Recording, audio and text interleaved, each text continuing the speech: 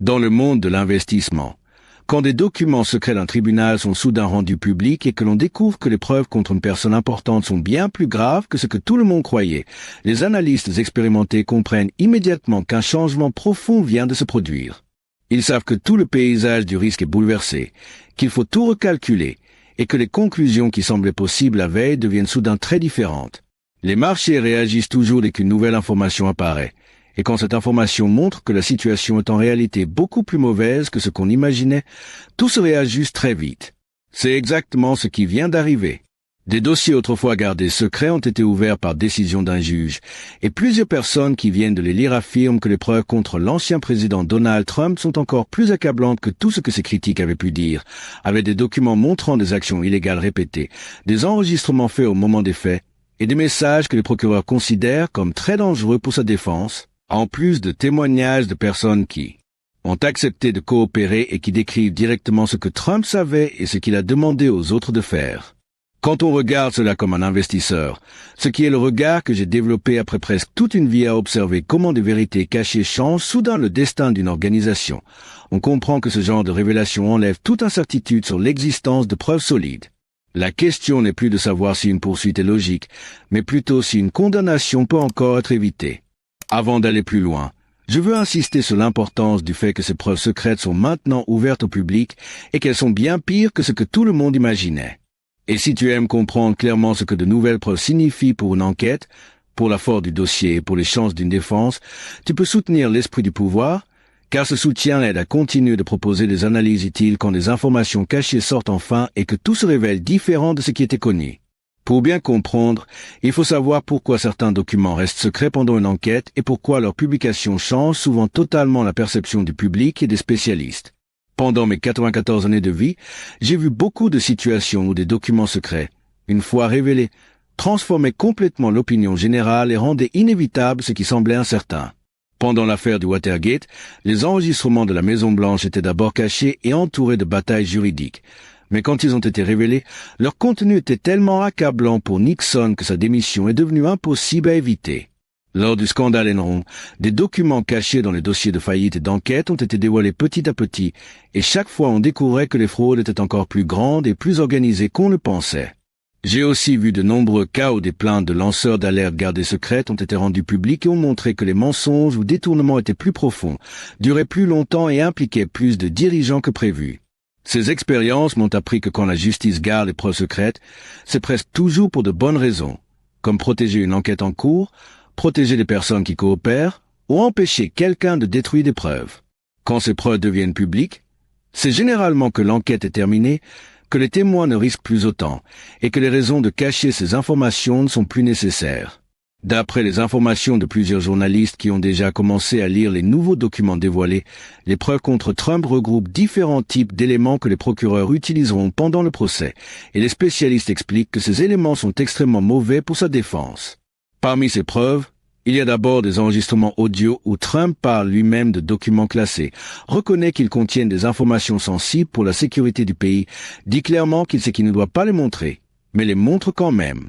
Ceux qui ont lu les transcriptions expliquent que la voix de Trump suffit à prouver plusieurs parties importantes de ce qu'on lui reproche. Ces enregistrements montrent qu'il savait que les documents étaient secrets, qu'il savait que les montrer étaient interdits, et qu'il voulait les garder au lieu de les rendre, ce qui détruit l'idée qu'il aurait simplement oublié ou qu'il voulait aider les autorités. Les enregistrements montrent aussi qu'il lisait certains documents, qu'il reconnaissait leur niveau de secret, qu'il disait clairement qu'il avait le droit de les voir, puis les montrait à des personnes qui n'avaient aucune autorisation, ce qui crée une preuve directe, immédiate et impossible à contester. Les experts juridiques disent que ces enregistrements sont comme un trésor pour les procureurs parce qu'ils ne viennent pas d'un témoin qui pourrait se tromper, mais de la bouche du principal intéressé. La deuxième catégorie de preuves dévoilées concerne des messages écrits entre les employés et les avocats de Trump, où il parle de cacher des documents aux enquêteurs, de déplacer ces documents pour qu'on ne les trouve pas et de tromper le gouvernement sur ce qui existait ou cela se trouvait. Ces échanges montrent une organisation suivie sur plusieurs mois pour empêcher les enquêteurs de récupérer les documents secrets, avec plusieurs personnes qui suivent les instructions de Trump pour cacher des choses, mentir ou bloquer l'enquête du grand jury. Les échanges montrent que plusieurs personnes parlaient entre elles avec inquiétude parce qu'elles sentaient que ce qu'on leur demandait de faire n'était pas légal. Certaines cherchaient même l'avis d'un avocat pour savoir si elles risquaient des problèmes, mais elles continuaient quand même à cacher des choses et à bloquer les recherches, car elles se sentaient fortement poussées par Trump. Les messages révèlent aussi que ces personnes discutaient clairement des ordres que Trump leur donnait, ce qui rend très difficile pour lui de dire qu'il n'était pas au courant ou qu'il n'avait pas demandé les actions que les enquêteurs considèrent comme des actes graves. Les conversations parlent aussi de la destruction d'images de caméras qui montraient les objets déplacés, de réponses incomplètes envoyées aux autorités tout en affirmant qu'elles étaient complètes, et même de moments où des témoins étaient encouragés à mentir devant le grand jury. Tout cela donne aux enquêteurs une preuve solide de blocage volontaire et de coopération entre plusieurs personnes, montrant qu'elles savaient que leurs actes étaient interdits et qu'il ne s'agissait pas d'erreur mais d'un comportement voulu pendant longtemps.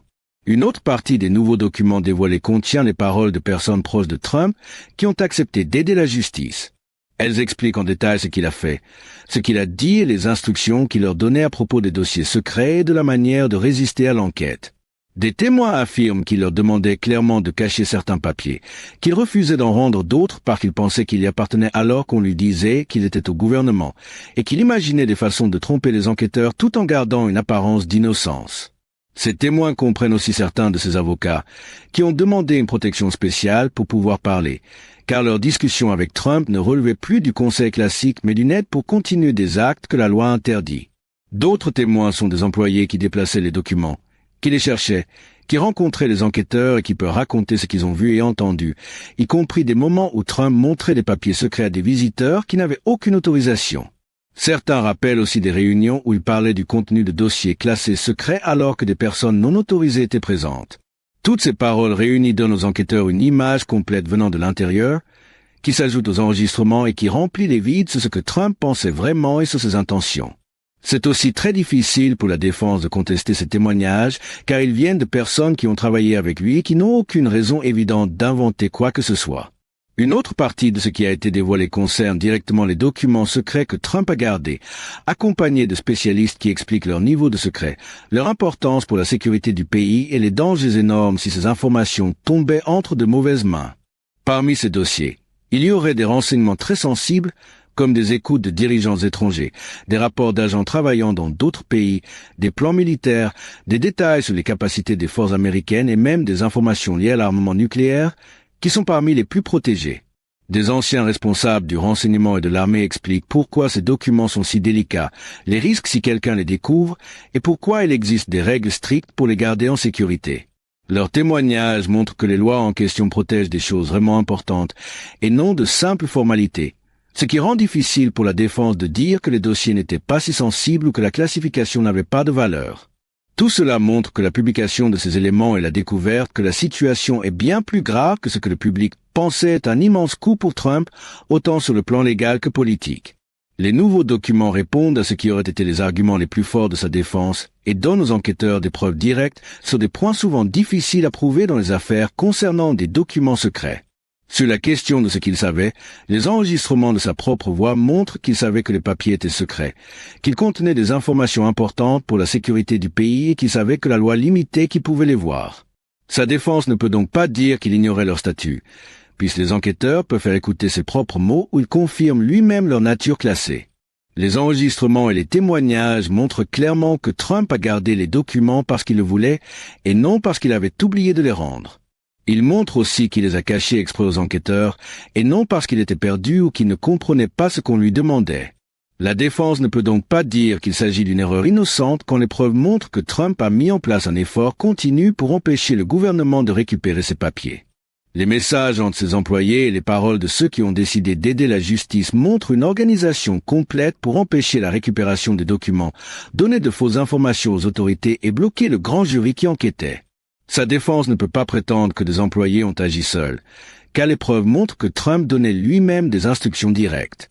Sur la question de la loi, les spécialistes qui expliquent comment sont classés les documents secrets et comment ils doivent être protégés montrent sans ambiguïté que Trump n'a pas respecté les règles très strictes qui existent. Sa défense ne peut donc pas dire que les lois sont floues ou qu'il a simplement mal compris, puisque les experts décrivent des règles claires qu'il n'a pas suivies. Les nouveaux éléments révèlent aussi que les actes reprochés sont plus nombreux et ont duré plus longtemps que ce que le public connaissait. Ce n'est pas un simple oubli ou un cas isolé, mais une accumulation de documents gardés pendant longtemps, cachés quand le gouvernement les réclamait et accompagnés d'efforts répétés pour empêcher la vérité d'être trouvée. Ce genre de comportement rendu visible par plusieurs preuves rend beaucoup plus difficile pour la défense de présenter Trump comme quelqu'un qui s'est trompé sans le vouloir ou de le montrer comme une personne qui mérite la compréhension du jury. Les preuves incluent aussi la voix même de Trump dans les enregistrements, ce qui est extrêmement fort dans un procès, car les jurys entendent directement ce que l'accusé dit lui-même. Un enregistrement ne peut pas être contredit en disant que quelqu'un a mal entendu ou qu'un témoin invente des choses. Les enregistrements sont clairs, seront joués plusieurs fois au procès et deviendront sûrement le cœur de l'affaire. Les spécialistes du droit qui ont examiné ces documents disent que la situation est bien plus grave que ce que tout le monde pensait et que la possibilité d'une condamnation est maintenant très élevée si le procès se poursuit. La force du dossier vient du mélange de plusieurs types de preuves. Les propres paroles de Trump, les témoignages de plusieurs personnes qui confirment les mêmes faits, les documents qui montrent les tentatives de cacher la vérité et les experts qui expliquent les dangers pour le pays. Même si la défense arrivait à affaiblir une partie des preuves, les autres suffisent à elles seules pour soutenir les accusations. Les arguments que la défense voulait utiliser tombent un par un. Elle ne peut pas dire que Trump a rendu les documents non secrets, car les enregistrements montrent Trump disant lui-même qu'ils sont classés. Elle ne peut pas dire qu'il avait le droit de les garder, puisque les preuves montrent qu'on l'a informé qu'ils appartenaient au gouvernement. Elle ne peut pas dire qu'il a aidé l'enquête, puisque les documents montrent qu'il a fait l'inverse. Elle ne peut pas dire que ses employés agissaient sans lui, car les preuves montrent ses instructions directes. Quand ces arguments tombent, il ne reste presque plus de stratégie pour un procès. La défense peut essayer de dire que les preuves ne suffisent pas, mais cela devient très difficile quand les preuves sont aussi nombreuses et solides. Elle peut essayer de dire que Trump n'avait pas l'intention de mal faire, mais c'est presque impossible quand ses propres paroles montrent le contraire. Elle peut essayer d'attaquer les témoins, mais cela ne marche pas bien quand leurs témoignages sont confirmés par les enregistrements et les documents écrits. Dans des affaires semblables, les accusés sont presque toujours condamnés quand il existe des enregistrements où ils admettent eux-mêmes des actes interdits, quand plusieurs témoins confirment les mêmes faits et quand des documents montrent une volonté de cacher les choses. Les jurés trouvent rarement un doute raisonnable dans ce genre de situation, et l'histoire montre que presque personne n'est acquitté dans ces cas. Maintenant, il faut regarder les effets politiques de ces révélations et ce que cela change pour la campagne de Trump ainsi que pour le climat politique général. Le fait que ces preuves montrent une situation bien plus grave que prévu crée des problèmes immédiats pour sa stratégie politique. D'abord, ces éléments donnent des détails concrets sur ce qui lui est reproché, bien au-delà de ce que les médias pouvaient dire avant. Cela rend beaucoup plus difficile pour lui d'affirmer que tout est inventé ou motivé par des raisons politiques. Quand le public peut lire des extraits où Trump dit que les documents sont secrets et les montre quand même à des gens non autorisés, quand il peut voir des messages montrant qu'il demandait de cacher des choses, les accusations deviennent claires et concrètes. Elles ne sont plus seulement des rumeurs ou des résumés. Deuxièmement, cela casse l'image qu'il essaie de construire où il serait une victime injustement attaquée et où les enquêteurs n'auraient aucune preuve solide. Je vais t'expliquer cela comme si on parlait doucement d'une situation compliquée pour que même quelqu'un de très jeune puisse comprendre ce qui se passe. Dans cette histoire, il y a un homme très connu qui s'appelle Trump, et des gens ont trouvé des enregistrements où on entend sa propre voix dire des choses importantes. Ces enregistrements montrent qu'il savait qu'il avait des papiers secrets qu'il n'avait pas le droit de montrer et qu'il les a quand même montrés. Comme c'est sa propre voix, il est très difficile pour lui de dire que tout cela est faux ou inventé. Même les personnes qui l'aiment beaucoup auront du mal à dire que sa voix n'est pas vraie ou que tout a été fabriqué par des gens qui ne l'aiment pas. Cela crée aussi beaucoup de problèmes pour les gens qui pensaient qu'il disait la vérité quand il disait que tout cela n'était qu'une attaque politique contre lui. Quand ces personnes vont entendre que c'est lui-même qui dit qu'il savait que les papiers étaient secrets, elles vont peut-être changer d'avis et comprendre qu'il a sûrement fait quelque chose qu'il n'avait pas le droit de faire. Les politiciens et les gens qui parlent dans les médias et qui le défendaient vont se retrouver dans une situation très difficile, car ils devront expliquer pourquoi ils le soutiennent encore alors que les preuves montrent le contraire. Certains vont essayer de s'éloigner tout doucement de lui, d'autres vont continuer à dire que tout est faux, que les enregistrements sont truqués ou mal interprétés. Ses fans les plus fidèles vont sûrement dire que tout cela est encore un complot contre lui et qu'on essaie de l'empêcher de reprendre le pouvoir. Pour eux, même les preuves les plus fortes ressemblent toujours à des attaques injustes. Les gens qui n'aiment pas Trump vont dire que ces preuves montrent exactement ce qu'ils ont toujours pensé, qu'il ne respecte pas les règles et qu'il représente un danger pour leur pays. Ils vont dire qu'il ne devrait plus jamais diriger quoi que ce soit et qu'il devrait être puni pour avoir fait des choses interdites. Mais ce qui compte le plus, ce sont les personnes au milieu, celles qui ne sont pas pour lui ni contre lui. Ces personnes-là peuvent changer d'avis quand elles entendent des choses aussi simples que sa propre voix disant que les papiers étaient encore secrets. Ces personnes n'ont pas toujours suivi l'histoire depuis le début, mais quand elles entendent quelque chose d'aussi clair, elles comprennent mieux ce qui s'est passé.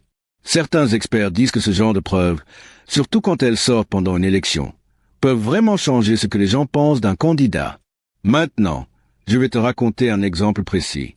Dans un enregistrement, on entend Trump montrer à des visiteurs un document très secret qui parlait d'une possible action militaire contre un autre pays. Ces visiteurs n'avaient pas le droit de voir ce document. Dans la bande sonore, Trump dit des phrases comme « Ceci est secret ». Ceci est classé. Avant je pouvais le déclassifier, mais maintenant je ne peux plus. Mais regarde quand même. Cela montre clairement qu'il savait qu'il n'avait pas le droit de montrer ce document. Cela prouve presque tout ce que les enquêteurs doivent démontrer pour dire qu'il a cassé la loi. Un autre exemple concerne des messages entre des employés. Ces messages montrent qu'il déplaçait des cartons contenant des papiers secrets pour éviter que les agents du FBI les trouvent. Ils expliquent même qu'ils savent que c'est mal, mais qu'ils le font parce qu'ils ont peur de perdre leur travail si Trump découvre qu'ils ne veulent pas obéir. Ces messages montrent qu'il y a eu une tentative de cacher des preuves, ce qui est aussi un crime. Tout cela crée une histoire où on voit des personnes qui savaient que ce qu'elles faisaient était mauvais, mais qui l'ont fait quand même à cause de la pression ou de la peur. Et ces preuves, mises ensemble, rendent la situation de Trump encore plus compliquée et difficile à défendre, même pour ceux qui l'aimaient beaucoup avant. Les messages montrent clairement que Trump a donné des instructions personnelles et qu'il était directement impliqué dans ce qui se passait. Ces messages montrent aussi que pendant un certain temps, ces ordres ont fonctionné, car les agents du FBI n'ont pas trouvé les cartons déplacés. Un autre exemple concerne le témoignage d'un de ses avocats qui a demandé une protection spéciale pour pouvoir raconter ce qu'il savait.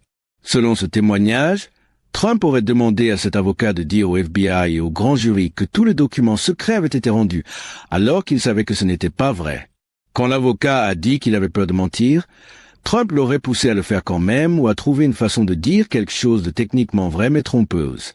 Ce témoignage montre que Trump a essayé d'utiliser son avocat pour commettre des crimes à sa place, qu'il savait que les documents n'avaient pas été rendus et qu'il était prêt à contourner la justice avec de fausses déclarations. C'est pour cela que l'avocat a demandé une protection pour pouvoir témoigner, sinon il risquait d'être puni lui-même. Un autre exemple concerne des vidéos de sécurité de Mar-a-Lago qui montrent des cartons déplacés dans et hors de la salle de stockage à des moments précis. Et ces images contredisent ce que les représentants de Trump avaient dit aux enquêteurs sur les dates et les personnes qui avaient accès aux documents. La vidéo montre Trump donnant lui-même des instructions pour déplacer les cartons, montre que les cartons ont été déplacés juste avant que le FBI arrive ou avant des dates limites de subpoena, et montre beaucoup plus de mouvements de documents que ce que ses représentants avaient dit. Ces images sont des preuves objectives qui ne peuvent pas être expliquées comme des erreurs de mémoire ou des malentendus. Les caméras ne mentent pas, et les images contredisent directement certaines déclarations, ce qui prouve des mensonges et des tentatives d'empêcher la justice de faire son travail. Ces exemples du nouveau matériel révélé montrent pourquoi les experts disent que le dossier contre Trump est très solide. Chaque preuve est forte seule, mais ensemble elles montrent une histoire complète de comportements criminels prolongés où Trump savait ce qu'il faisait, donnait des ordres et participait directement. Pour mieux comprendre, regardons l'histoire. Lors du scandale Enron, des documents secrets ont été progressivement rendus publics et à chaque fois, on a découvert que la fraude était plus grave qu'on ne pensait. Au début, les médias parlaient seulement d'erreurs dans les comptes et de conflits d'intérêts. Les documents révélés montraient en réalité une fraude organisée avec des sociétés fictives pour cacher des dettes, la destruction de documents pour empêcher les enquêtes et de fausses informations données aux investisseurs et aux régulateurs par des dirigeants qui ont gagné énormément tandis que employés et actionnaires perdaient tout. Ces révélations ont conduit à de nombreuses condamnations, et Enron est devenu un exemple célèbre de fraude d'entreprise. Dans l'affaire Bernie Madoff, on croyait que la fraude durait quelques années et concernait peut-être quelques milliards de dollars. Mais quand les documents secrets et les enquêtes ont été rendus publics, on a découvert que le système durait des décennies, impliquait des dizaines de milliards, trompait même des investisseurs expérimentés et des régulateurs, et était beaucoup plus audacieux que ce qu'on pensait. Madoff n'avait pratiquement pas de vraie entreprise et utilisait l'argent des nouveaux investisseurs pour payer les anciens tout en vivant dans le luxe. De même, dans le scandale des admissions à l'université, au départ on pensait que quelques célébrités étaient impliquées. Mais les documents révélés ont montré un système beaucoup plus vaste, avec des centaines de familles riches, des tricheries organisées aux examens, de faux dossiers sportifs pour des élèves qui ne pratiquaient pas de sport et des millions de dollars payés sur des années. Ces révélations ont conduit à de nombreux procès et condamnations. Tout cela montre que les preuves gardées secrètes quand elles deviennent publiques, révèlent souvent que les mauvaises actions étaient plus graves, plus organisées, plus nombreuses et plus audacieuses que ce que le public savait. La même logique apparaît dans le cas de Trump.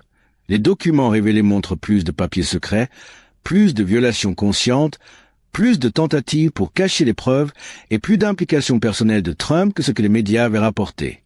L'histoire montre aussi que quand des preuves secrètes se révèlent plus graves que prévu, les chances de condamnation augmentent beaucoup parce que ces preuves sont généralement assez solides pour enlever tout doute raisonnable. Maintenant, voyons ce qui va se passer et quel calendrier nous pouvons attendre alors que cette affaire se dirige vers le procès avec toutes ces preuves maintenant publiques. Le fait que les documents secrets aient été rendus publics va probablement accélérer le travail des procureurs, car ils n'ont plus besoin de protéger la confidentialité des enquêtes ou des témoins qui collaborent. Les procureurs peuvent avancer plus vite dans leurs déclarations publiques sur la solidité de leur dossier, dans la préparation du procès et dans leur demande de date de procès. L'équipe juridique de Trump devra revoir complètement sa stratégie en tenant compte des nouvelles preuves. Les défenses qui semblaient possibles quand les documents étaient secrets peuvent ne plus l'être maintenant que les enregistrements et les documents sont connus.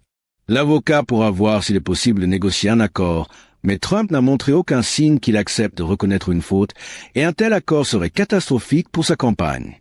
L'avocat peut aussi demander que certaines preuves soient exclues au procès, en disant par exemple que les enregistrements ont été obtenus de manière incorrecte, que le témoignage des témoins protégés ne doit pas être utilisé, ou que certains documents sont plus nuisibles que utiles.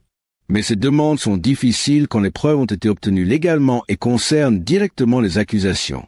Le procès aura probablement lieu dans 6 à 12 mois, car la loi impose un délai rapide et maintenant que le dossier est prêt, avec les preuves rendues publiques et les stratégies de défense ajustées en conséquence.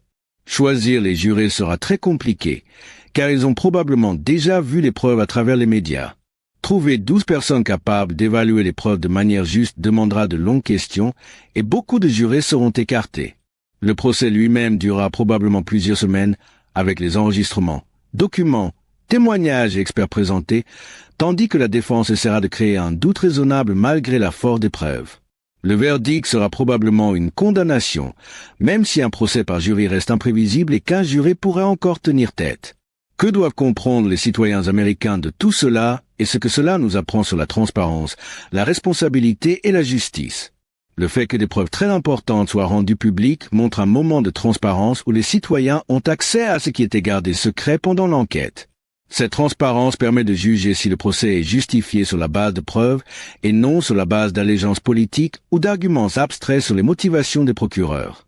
Les preuves elles-mêmes, en particulier les enregistrements où Trump parle, donnent des informations concrètes que chacun peut évaluer sans devoir se fier aux paroles des procureurs ou des défenseurs de Trump.